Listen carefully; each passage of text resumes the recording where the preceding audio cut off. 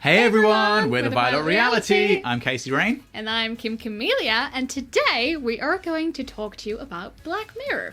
And one episode in specific, we are going to talk to you about San Junipero, which is my favourite episode ever of Black Mirror because it's so wholesome. Ooh, baby, do you know what that's worth? Now, before we start, we have a very important message. It's a PSA, a public service announcement. So if you haven't seen the episode of Black Mirror, San Junipero, then turn off this video right now. This is the first and only time we're going to tell you to turn off one of our videos. Turn off this video right now, get on Netflix, and go and watch it. For a few reasons. First of all, it's just an incredible, incredible show. It's one of the best episodes of anything we've seen in the last few years, for sure. Secondly, this video is only really going to make sense if you've seen it. Yeah. For the most part. Because otherwise you're like, what are you talking about? I didn't see that. Finally, if you haven't seen it and you think that you might watch it at some point in the future, then this video is going to be full of spoilers. Nobody likes spoilers. Spoilers spoil things. That's why they're called spoilers. Seriously, go and watch it, then come back and watch this video. Don't say we didn't warn you. Alright, this is your last chance. We're going to give you 5 seconds to pause this video so that you can go and watch San Junipero and then come back and watch this video. Here is your 5-second countdown.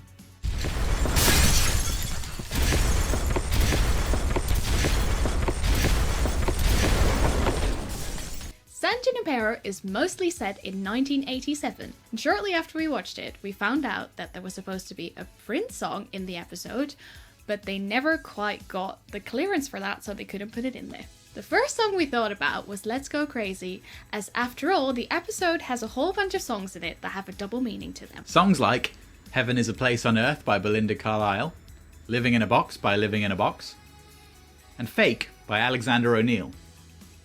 If you've seen the episode, then you know what we mean by these songs and their double meanings. Yep. So Let's Go Crazy with its whole electric word life, it means forever and that's a mighty long time, but I'm here to tell you there's something else. The afterworld.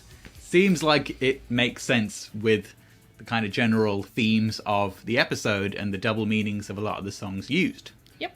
But we were wrong. That's not the song that they were going to use, even though it seems like an obvious one that they should have thought of. But no. We did a little bit of digging and we found the script. And it turns out the Prince song that they wanted to use was, drum roll please, Sign of the Times. Oh, yeah. So, about 13 minutes into the episode, when Yorkie is trying on clothes, Girlfriend in a Coma by The Smiths plays. And then she changes the tape so that now Don't You Forget About Me by Simple Minds is playing. Then after that, Heart and Soul by T'Pau is playing.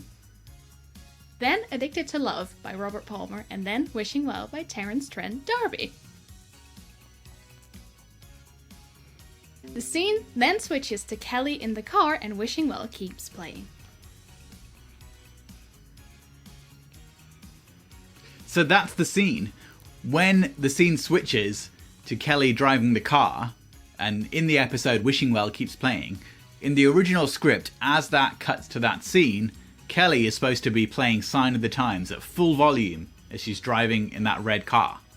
Now, obviously we can't use Prince's music on YouTube, but we've made a little recreation using a karaoke version of what this might have looked like. Check it out.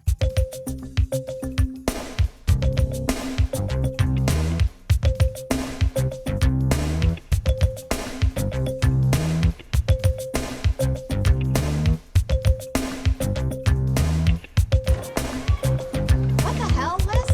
Look, I know I come I'm across. reminding you, for real, okay? Don't do that. Just Then stop this. can you hear me out, please?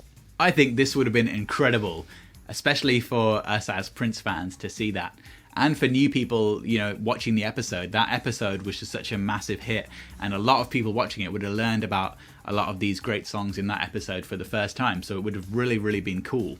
But as we found out, they were working on these scripts. They finalized these scripts towards the end of 2015. So either they would have tried to get clearance, just before Prince passed away, or right after he passed away.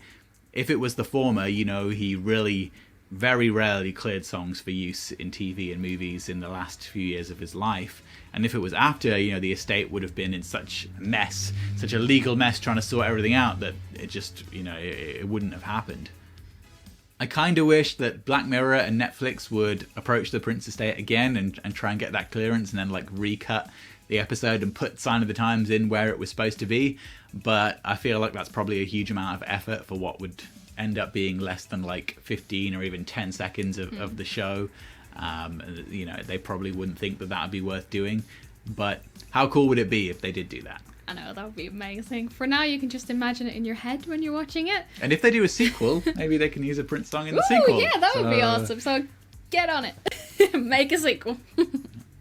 After all, the estate are now clearing Prince's music for a whole bunch of things, like adverts for Google and Capital One, which a lot of his fans actually found distasteful. So I think that using Prince's music for something as beautiful as this would definitely be something that we could appreciate.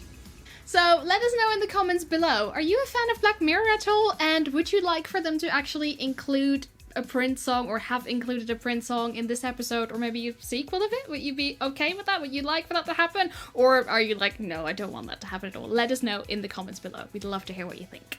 Yep. Alright everyone, that's it for our Prince and Black Mirror episode with the Violet Reality. My name is Casey Rain. I'm Kim Camellia. Make sure you subscribe, hit the little bell to make sure you don't miss any of our videos. And we'll catch you next time. Bye. Bye-bye.